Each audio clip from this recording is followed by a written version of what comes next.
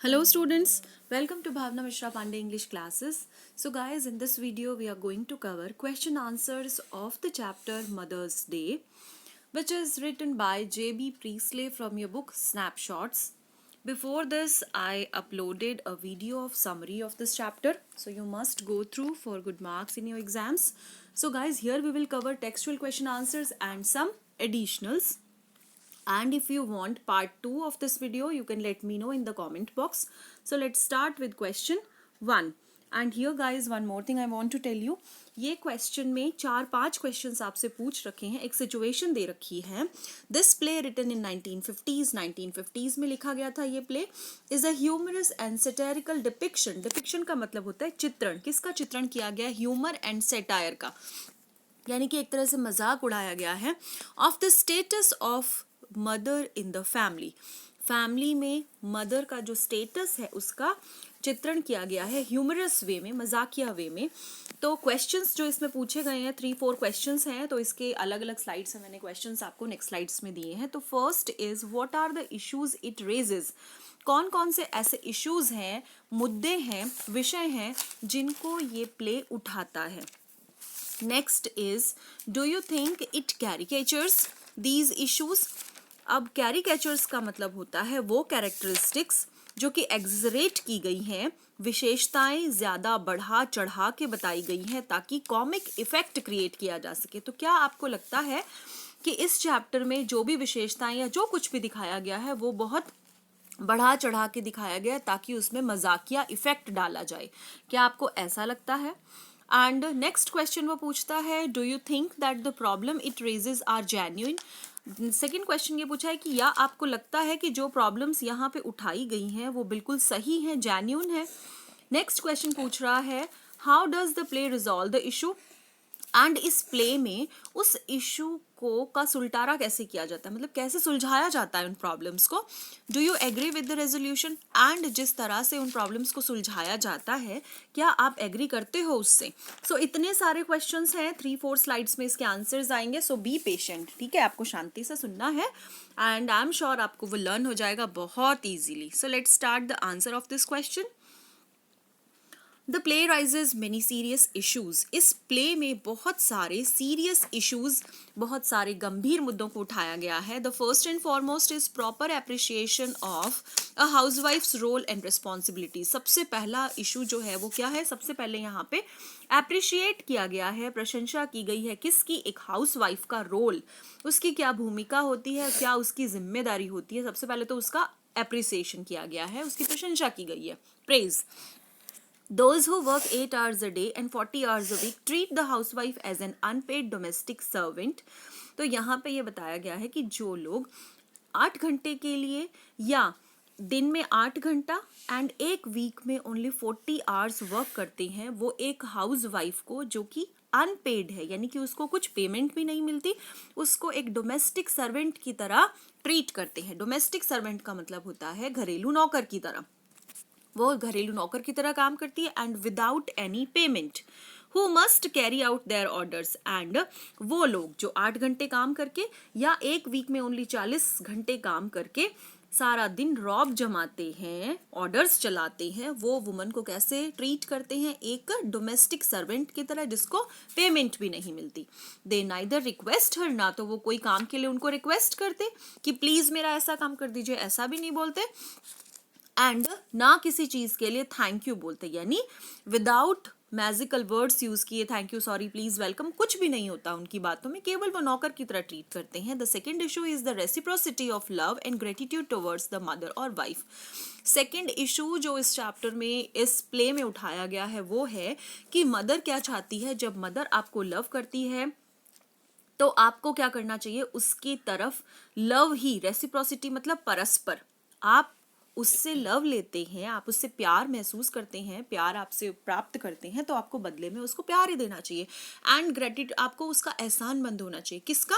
Mother का. तो ये मदर का या वाइफ का, तो ये इशू जो है इसमें नेक्स्ट ये इशू उठाया गया है. The husband, son and daughter leave the lady of the house alone every night and go out to enjoy themselves in their several ways. अगर आपने समरी पढ़ी है तो वहाँ पे मैंने बहुत अच्छी से समझाया है कि इसमें जो हस्बैंड है मिस्टर पियर्सन, उसका जो सन है सिरिल एंड डॉटर है डॉरिस, वो क्या करते हैं, उस लेडी को घर पे छोड़ देते हैं एंड एवरी नाइट वो बाहर चले जाते हैं इंजॉय करने के लिए अलग अलग तरह से। तो घर पे लेडी अकेली रहती है, they don't take any notice of her, उसका ध्यान भी नहीं रखते, have become thoughtless and selfish, यानी उसके बारे में कोई सोचता ही नहीं है। एंड खुद के बारे में सोचने का मतलब क्या होता है, सेल्फिश, बहुत स्वार्थी हैं वो लोग। The mother's excessive love care and promptness to serve, यानी जो मदर है मिसेस पियर्सन, वो एक्सेसिव, बहुत ज़्यादा लव करती हैं, बहुत ज़्यादा ध्यान रखती हैं उन बच्चों का और उनके हस्बैंड का। एंड प्रॉम्प्टनेस टू सर्व, यानी हरिडली, क्विकली, तेजी से उनको सर्व करती है, उनकी सेवा बहुत चुटकियों में, मतलब वो कुछ भी काम करते हैं फटाफट उनका ऑर्डर पूरा कर देती है। देम ऑल्सो स्पॉइल देम, ये सारी चीज़ों ने क्या कर रखा है, उनको बिगाड़ दिया है, किसको, सन, डॉटर एंड हस्बैंड को। तो इस बारे में बताया गया है। ये तो आपका फर्स्ट का आंसर हो गया। अब जो नेक्स्ट क्वेश्चन था उसका आंसर है the problem the play rises. अब वो कैरिकेचर वाला आपको मैंने क्वेश्चन बोला था ना कि ये क्या करता है, बढ़ा चढ़ा के कॉमिकल इफेक्ट के बारे में बताता है, या जो इशू है वो यहाँ पे जेन्युइन इशू के बारे में बताया गया है, एंड जो उसका सोल्यूशन दिया गया आप उसे सेटिस्फाई हो या नहीं। तो उसका आंसर मैं बता रही हूँ अभी आपको। The problems the play raises are serious, तो कोई कैरिकेचर नहीं किया गया है, बढ़ा चढ़ा के कॉमिकल इफेक्ट नहीं पैदा किया गया है। जो प्रॉब्लम्स यहाँ बताई गई हैं वो बिल्कुल सीरियस हैं, बिल्कुल सही हैं। The treatment is of course comic, लेकिन उसको जिस तरह से पेश किया गया है वो क्या है, थोड़ा सा कॉमिकल है। The playwright adopts an unusual method to resolve the issue, and उस इशू को सुलझाने का जो मेथड एडॉप्ट किया है, जो मेथड लिया है हमारे प्ले राइट ने, यानी कि जेबी प्रीस्ले ने उस प्ले में, वो थोड़ा सा अनयूजुअल है, थोड़ा सा अलग तरह का है ना, नॉर्मल नहीं है। मतलब he takes the help of magic of east लिखना था यहाँ पे बच्चा, थोड़ी सी मिस्टेक हो गई, सॉरी फॉर दिस। तो वो क्या करता है, ईस्ट लंदन का दे रखा है ना इसमें, तो वहां के मैजिकल स्पेल्स और मैजिक के बारे में, जादू का थोड़ा सा इनपुट डाल के वो दिखा के मतलब इस प्रॉब्लम को सॉल्व करना चाहता है। Incantation of magical spell helps in interchange of the personalities. अब इसमें किस बारे में बताया गया है, इसमें बताया है इनकैंटेशन के बारे में। इनकैंटेशन का मतलब होता है वो जादू और ये सब करके ना, जादू से क्या कर सकते हैं, मैजिकल स्पेल डाल के किसी को भी जादू में लेकर के इंटरचेंज की जाती हैं इसमें अपनी सोल्स या पर्सनालिटीज आप कहो। तो इसमें दो लेडीज हैं, Mrs Pearson and Mrs Fitzgerald. तो मिसेस पियर्सन जो है वो क्या है, now Mrs Pearson with the strong and sinister personality of Mrs Fitzgerald. Actually है क्या, मिसेस पियर्सन बहुत सीधी सादी इंडियन वुमन टाइप लेडी है, एंड मिसेस फीजल्ड जो हैं वो कैसी हैं, बहुत ज़्यादा सिनिस्टर, यू कैन से बहुत स्ट्रॉन्ग तरह की, थोड़ी मतलब आप कह सकते हो ना कोई इविल या डेंजरस दिखने वाली, है ना, ऐसी है मिसेस फीजल्ड। अब उनकी बॉडीज जब इंटरचेंज हो जाती हैं, बॉडीज तो सेम रहती हैं, एक्चुअली सोल्स इंटरचेंज हो जाती हैं। तो मिसेस फीजल्ड की जो स्ट्रॉन्ग वाली, जो बहुत भयानक वाली जो आत्मा है वो किस में आ जाती है, मिसेस पियर्सन में। एंड मिसेस पियर्सन जो बिल्कुल सीधी सादी कम बोलती हैं, उनकी आत्मा किस में आ जाती है, मिसेस फीजल्ड में। तो इस तरह से, और ये होता किस लिए है, उस डॉटर, सन एंड हस्बैंड को क्या करने के लिए, उनको ट्रैक पे लाने के लिए, ठीक है। Her stern looks and commanding tone suggests to them, her कौन, यहाँ पे मिसेस फीजल्ड के लिए बोला है कि वो तो है ही बहुत ज़्यादा डेंजरस मतलब लेडी, तो उसका stern look and commanding tone, यानी ऑर्डर देने वाली, उसका बहुत ज़्यादा मतलब स्ट्रिक्ट लुक एंड उसकी ऑर्डर देने वाली जो टोन है, suggests to them that she can be really tough. तो मिसेस पियर्सन के अंदर जब उसकी आत्मा आ जाती है तो वो ये बताने की कोशिश करती है कि मैं भी कभी कभी क्या हो सकती हूँ, बहुत ज़्यादा स्ट्रिक्ट हो सकती हूँ। वो है तो नहीं बेचारी, लेकिन अभी तो दूसरे की आत्मा है ना उसके अंदर, इसलिए। The spoiled member are brought around by the heavy dose of exposure of reality to them. अब क्या है, ये जो स्पॉइल्ड मेंबर्स हैं, कौन, हस्बैंड और दो बच्चे, दोनों बहुत ज़्यादा स्पॉइल हो चुके हैं, उनको ट्रैक पे लाने के लिए, ब्रॉट अराउंड, कैसे, उनको सही करने के लिए उनको हैवी डोज दिया जाता है, किस चीज का, एक्सपोजर ऑफ रियलिटी, यानी उनको सच्चाई दिखाई जाती है, किसके द्वारा, मिसेस फीजल्ड की आत्मा के द्वारा, जो कि किसके अंदर है, मिसेस पियर्सन के अंदर।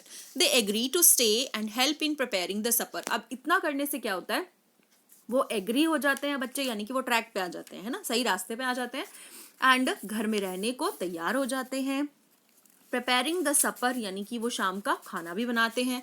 while the housewife has a talk with her husband. और ऐसा पहली बार हो रहा है जब मिसेस पियर्सन के अंदर जो आत्मा है उसकी वजह से उस आत्मा ने बच्चों को थोड़ा कमांडिंग वे में और बहुत ज़्यादा स्ट्रिक्ट करके क्या किया, अब वो बच्चे खाना बना रहे हैं, काम कर रहे हैं, घर का हेल्प कर रहे हैं अपनी मदर की. एंड जो मदर है यानी कि हाउस वाइफ जो है मिसेस पियर्सन, वो अपने हस्बैंड मिस्टर पियर्सन के साथ बात कर रही है.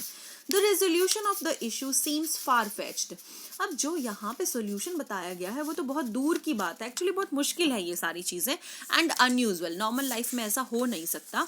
लेकिन but extreme means have to be adopted. लेकिन कभी कभी डिजास्टर मैनेजमेंट, कभी भूचाल आ जाए घर में, कभी ऐसा कुछ भी ऐसा हो जाए तो उसको सही करने के लिए क्या करना पड़ता है, कुछ एक्सट्रीम मीन्स का मतलब साधन, कुछ अलग तरह के, कुछ इस तरह के साधन अपनाने चाहिए जिससे कि उस प्रॉब्लम को सॉर्ट आउट किया जा सके. होप आपको समझ में आ गया होगा. थोड़ा सा बड़ा है लेकिन मेरे एक्सप्लेनेशन से आपको समझ आ गया होगा. तो गाइज अब जो यहाँ पे क्वेश्चन दे रखा है ना, आप कहोगे फिर एनसीईआरटी टेक्स्ट बुक मैम नहीं करवाती, तो बच्चा मैं उसका आपको बता देती हूँ कि ये यहाँ पे जो क्वेश्चन है वो है if you were to write these issues today. अगर आपको आज के टाइम में इन इश्यूज के बारे में बात करनी हो, कोई इंसिडेंट आपके साथ ऐसा घट जाए तो उसके एग्जाम्पल दीजिए. अब ये तो अप्लाइड क्वेश्चन है, आप खुद कर सकते हो, है ना.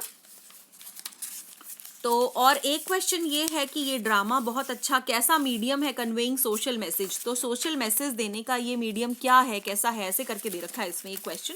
तो ये भी आप नॉर्मली कर सकते हो. अब अपन करते हैं एडिशनल क्वेश्चन आंसर्स. आपका सारा कुछ इससे क्लियर हो जाएगा इन सारे क्वेश्चन से, ठीक है. तो 13 एडिशनल क्वेश्चन अपन करेंगे, ठीक है. How are Mrs Pearson and Mrs Fitzgerald contrasted. तो Mrs Pearson and Mrs Fitzgerald जो है दोनों, ये कॉन्ट्रास्ट कैसे हैं, यानी कि दोनों जो लेडीज हैं वो कैसे विपरीत हैं. The two ladies are sharply contrasted. दोनों एक दूसरे से तीखी हैं, मतलब तीखी रूप में कॉन्ट्रास्टेड है, विपरीत है. मतलब एक बहुत ज्यादा शार्प है तो एक बिल्कुल सीधी सादी है, इस तरह का. Mrs Pearson is a pleasant but worried looking woman. Mrs pleasant बहुत ज्यादा कैसी हैं, प्लीजेंट, बहुत अच्छी हैं, लेकिन वरिड रहती हैं हमेशा. इन हर 40s, अपनी इस एज में 40 ईयर्स की एज में वो क्या है, बहुत ज़्यादा वरिड रहती हैं. She speaks in a light flurried sort of tone with a touch of suburban cockney. वो कैसे बोलती हैं, लाइट मतलब बहुत धीमे धीमे बोलती हैं.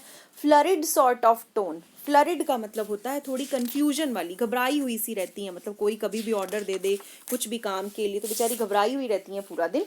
And with a touch of suburban cockney. Suburban कॉकिनी का मतलब होता है एक ऐसा पर्सन जो कि ईस्ट एंड ऑफ लंदन से हो. तो उनका टोन कैसा है, ईस्ट एंड ऑफ जो लंदन है वहाँ पे जैसी भाषा बोली जाती है वैसी भाषा वो बोलती हैं. हमेशा फ्लरिड सॉर्ट ऑफ टोन में रहती हैं, यानी कि तो हमेशा घबराई हुई रहती हैं और बहुत लाइट, ठीक है. मिसेस फीजल्ड कैसी हैं, ओल्डर हैं, हैवियर हैं, and has a strong and sinister personality. Strong personality, बहुत कड़क पर्सनालिटी की है. एंड सिनिस्टर का मतलब उनको देख के लगता है बहुत ज़्यादा इविल और डेंजरस, यानी खतरनाक लगने वाली लेडी है वो मिसेस फीजल्ड. शी स्मोक्स, वो स्मोकिंग भी करती हैं. उनकी वॉइस जो है वो थोड़ी डीप वॉइस है, जबकि जैसे आयरिश टोन होती है वैसी नहीं है, थोड़ी सी डीप वॉइस है उनकी. All right, next question. I am much obliged says Mrs Pearson. What for does she feel obliged and to whom? तो वो बोलती है कि आई एम मच obliged, मैं बहुत ज़्यादा आपकी आभारी हूँ. मिसेस पियर्सन कहती है ऐसा, तो वो क्यों ऐसा फील करती है और वो किसको ऐसा कहती है. तो Mrs Pearson feels obliged to Mrs Fitzgerald. क्यों ऐसा और आभार व्यक्त क्यों करती है, क्योंकि मिसेस फीजल्ड ने उसका फॉर्चून उसको बता दिया था, उसका भाग्य के बारे में उसको बता दिया था, इसलिए. She thinks it quite wonderful having a real fortune teller living next door. अब वो सोचती है मिसेस पियर्सन कि ये बहुत ही ज़्यादा अच्छी चीज़ है कि सब अच्छा भाग्य बताने वाली लेडी जो है वो मेरे घर के बिल्कुल नज़दीक रहती है, इसलिए वो आभार व्यक्त करती है उसका. बोलती है कि आई एम मच ऑब्लाइज्ड, मैं बहुत ज़्यादा आपकी आभारी हूँ. Next question. What fortune does Mrs. Fiesel predict for Mrs. Pearson? Mrs. Pearson का कैसा भाग्य बताती हैं वो Mrs. Fiesel. तो Mrs. Fiesel is quite equivocal. Equivocal का मतलब होता है गोलमाल सी बातें करना, है ना. वो खुद बोलती हैं कि ऐसे आपने देखा होगा ना, जो प्रेडिक्शंस करते हैं, ऐसा हो भी सकता है, ऐसा नहीं भी हो सकता, लेकिन आप पे डिपेंडेंट है, आपकी जॉब लगेगी नहीं लगेगी आप पे डिपेंडेंट है, अगर आप मेहनत करोगे तो बट ऑब्वियस जॉब लगेगी, है ना। तो ऐसा कुछ, तो वो क्या बोलती है, इक्विवोकल है, नहीं गोलमाल बातें करती है। She says it could be a good Fortune और अ बैड वन। वो बोलती हैं कि ये एक अच्छा भी हो सकता है और बुरा भी हो सकता है। It depends all on Mrs Pearson. वो डिपेंड किस पे करती हैं ये सारी चीज़ें, यानी कि आप उन परिस्थितियों को अपने फेवर में करते हो या उसके कॉन्ट्रास्ट जाने देते हो, ये मिसेस पियर्सन पे खुद पे डिपेंडेंट है। She ask her to decide firmly. अब वो बोलती है मिसेस पियर्सन को कि आपको अब क्या करना है, फर्मली डिसाइड करना है, निश्चय करना है दृढ़ रूप से कि आप कैसे बिहेव करोगी, अपनी फैमिली को कैसे टैकल करोगी।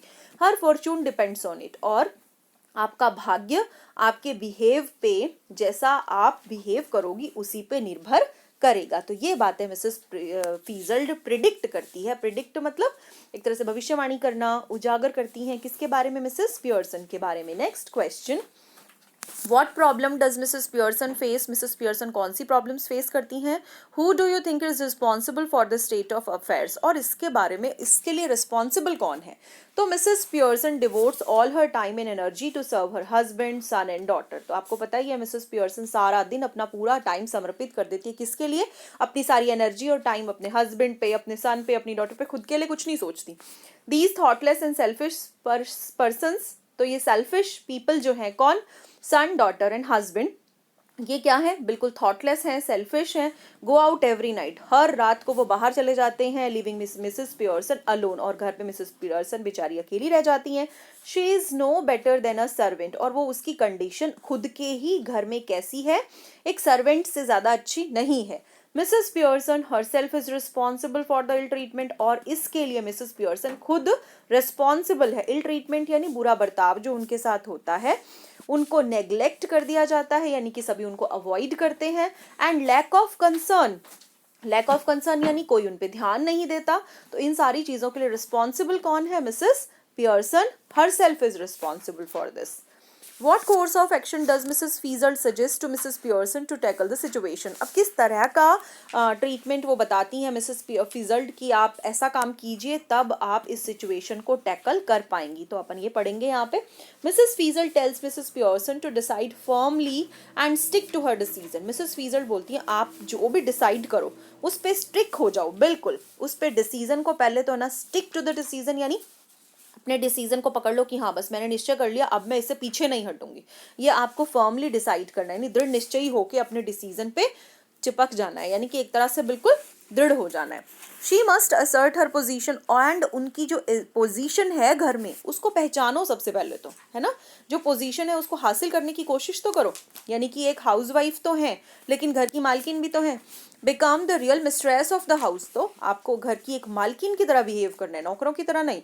हर ओन इनिशिएटिव, आपका खुद का पहला कदम कैन हेल्प हर, आप जो कदम उठाएंगी वो ही आपको हेल्प करेगा।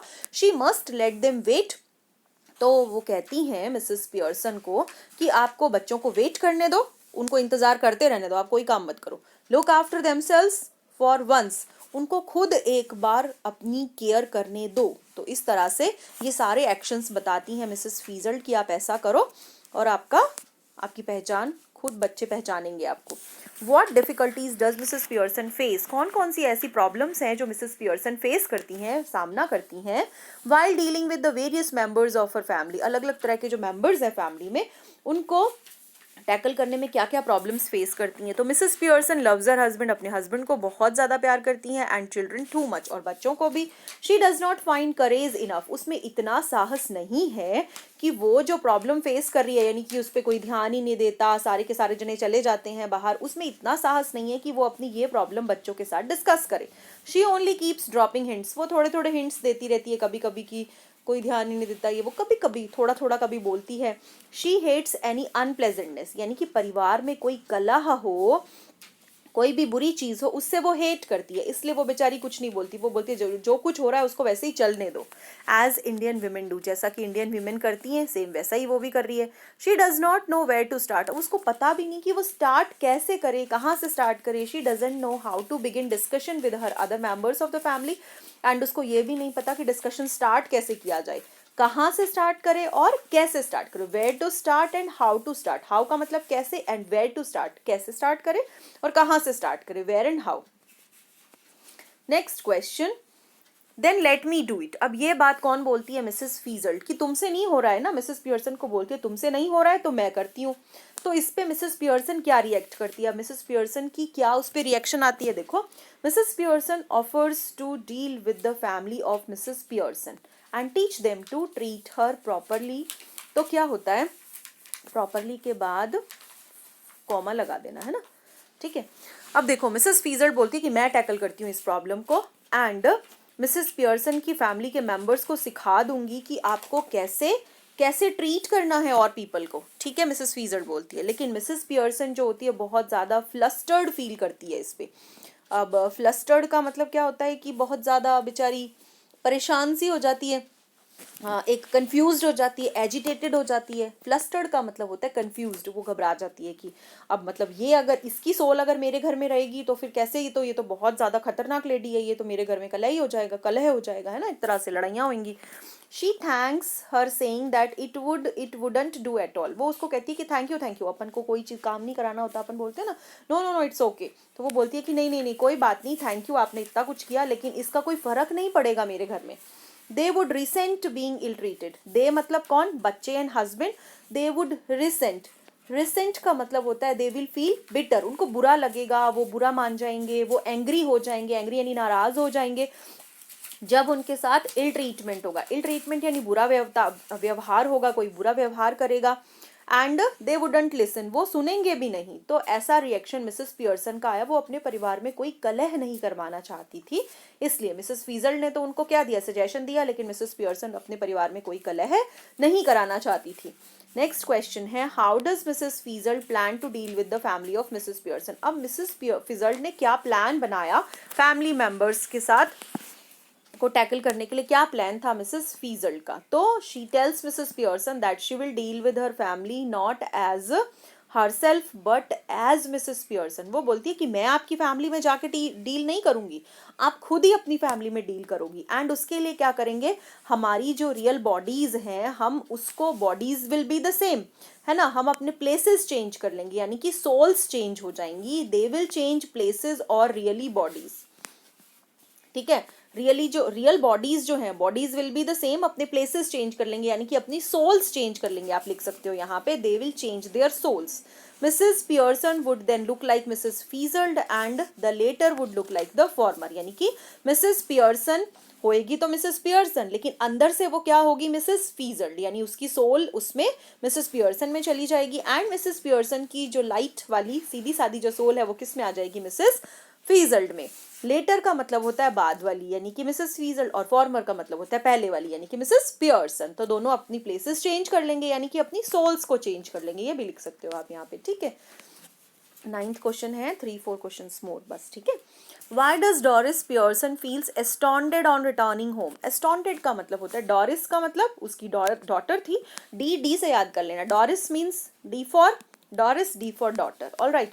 तो क्या एस्टॉन्डेड का मतलब बहुत ज्यादा सरप्राइज क्यों हो जाती है जब वो घर पहुंचती है। Doris finds her mother smoking away, क्योंकि फर्स्ट टाइम उसने देखा कि डॉरिस की जो मदर है वो स्मोक कर रही है, क्योंकि मिसेस पियर्सन तो कभी स्मोक करती नहीं है, एंड उसके अंदर आत्मा है किसकी, मिसेस फीजल्ड की। तो वहां पे मिसेस फीजल्ड की जो आत्मा है वो स्मोक करवा रही है उसको। तो डॉरिस देख के बहुत हैरान हो जाती है, एंड वो क्या कर रही है, लाइटिंग अनदर सिगरेट, एक बार एक को स्मोक कर रही थी और उसको रख के फिर अब दूसरी सिगरेट भी जलाने लगी है। देख के बच्ची बहुत ज्यादा एस्टॉन्डेड हो जाती है, यानी सरप्राइज हो जाती है।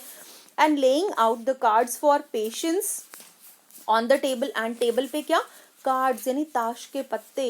इंडियन विमेन आपने देखी कभी कि कोई ताश के पत्ते खेल रही हैं, सिगरेट पी रही हैं, ऐसा नहीं है। लेकिन क्योंकि और मिसेस पियर्सन बिल्कुल इंडियन वुमेन टाइप लेडी है, एंड मिसेस फीजल्ड बिल्कुल वेस्टर्न कल्चर को बताती हैं। She shoots her query about ironing her yellow silk. तो गाइज यहाँ पे इसको क्या बोलते हैं, आयन, आयरन नहीं, आर की वॉइस नहीं आएगी, ओके। तो वो क्वेश्चन क्या डालती है, बच्ची यानी कि डॉरिस जो डॉटर है वो बोलती है कि मेरी येलो सिल्क ड्रेस जो है वो आयन हो गई क्या, but feel astounded on seeing her mother's behaviour. लेकिन वो बहुत ज़्यादा सरप्राइज हो जाती है कि मदर कोई आंसर ही नहीं दे रही, मदर का कोई बिहेवियर ही नहीं, एंड येलो सिल्क ड्रेस भी नहीं हुई है प्रेस वगैरह, है ना। तो पहले तो ऐसा नहीं था, तो वो बहुत ज़्यादा सरप्राइज हो जाती है अपनी मदर के बिहेवियर को देख के। Next question, What are the 2 reasons that annoy Doris Pearson? कौन से ऐसे reasons हैं जो डॉटर डॉरिस पियर्सन को annoy करते हैं, यानी कि चिढ़ जाती है वो? कौन सा? Firstly, Doris is annoyed that her mother has not ironed her yellow silk. पहले तो उसको चिढ़ मच जाती है इसलिए कि मदर ने येलो सिल्क ड्रेस जो है वो प्रेस नहीं की, जो उसने आज रात को पार्टी में पहननी होगी। Secondly, she has return home after working hard all day. और दूसरी बात तो ये कि वो बहुत ज़्यादा थक के आई है पूरे दिन से, एंड मदर ने अभी तक क्या किया?